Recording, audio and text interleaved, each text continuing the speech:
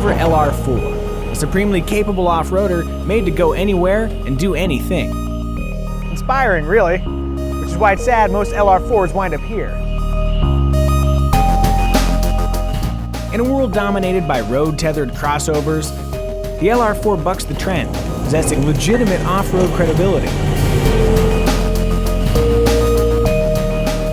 The LR4 was introduced in 2010 as an update to the Land Rover LR3, which traces its lineage back to the Land Rover Discovery that was first sold in 1989. While not a complete redesign, the LR4 does feature numerous improvements over the previous model. Key among them, a new aluminum 5-liter V8. Utilizing variable camshaft timing and direct injection technologies, the engine produces 375 horsepower and 375 pound-feet of torque.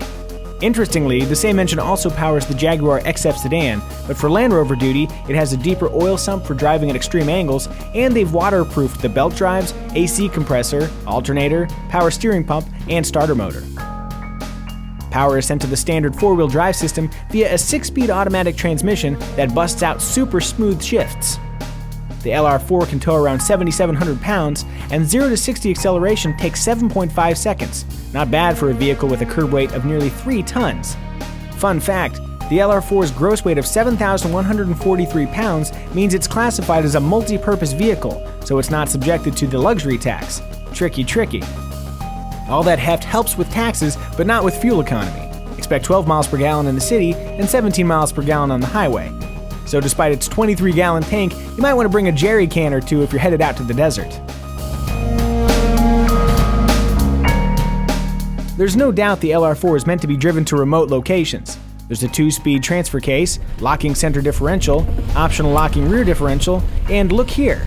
The terrain response system modifies how the engine, transmission, differentials, stability control, and air suspension respond during different driving scenarios.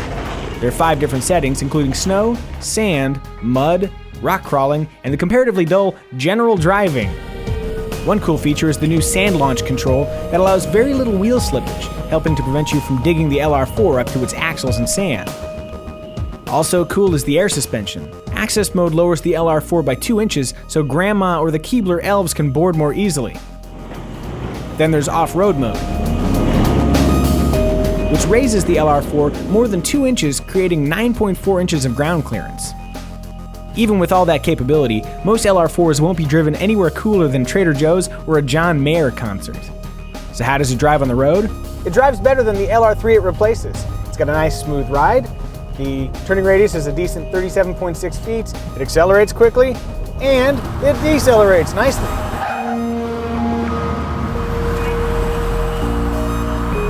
This is called body lean.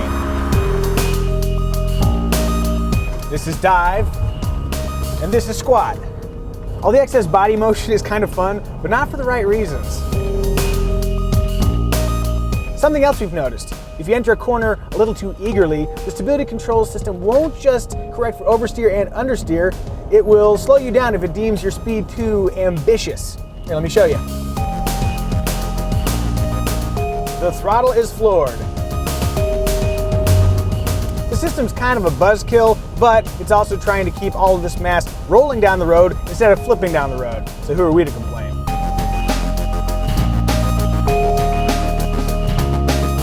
From a design perspective, the LR4 looks like a slightly modernized LR3, which it is.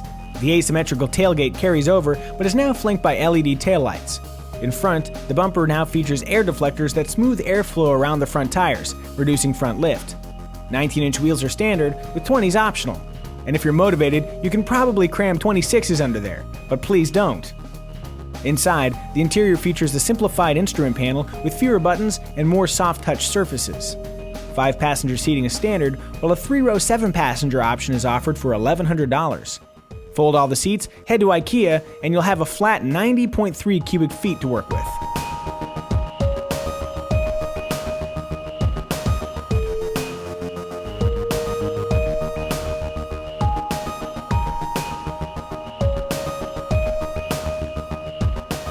The LR4 can also be outfitted with a host of cool optional features, including a surround camera system, keyless entry with push-button start, and an iPod interface with a really nice little nook that'll keep your iPod safe when driving over ridiculous terrain.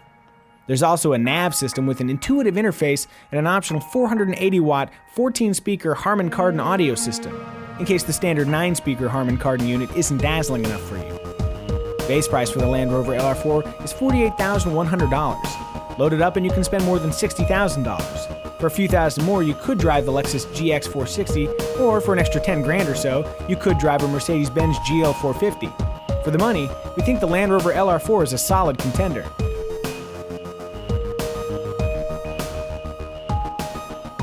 Let's be honest, most people who buy an LR4 aren't going to weekend in Moab, let alone trek to Argentina. If you prefer pavement to mud, why not grab a luxury SUV that's made for the road, like a BMW X5, Audi Q7, or Porsche Cayenne? If, on the other hand, you're one of that super rare breed of drivers that wants an SUV you can squeeze every last bit of capability out of, the Land Rover 4 is a veritable smorgasbord of off-road capability.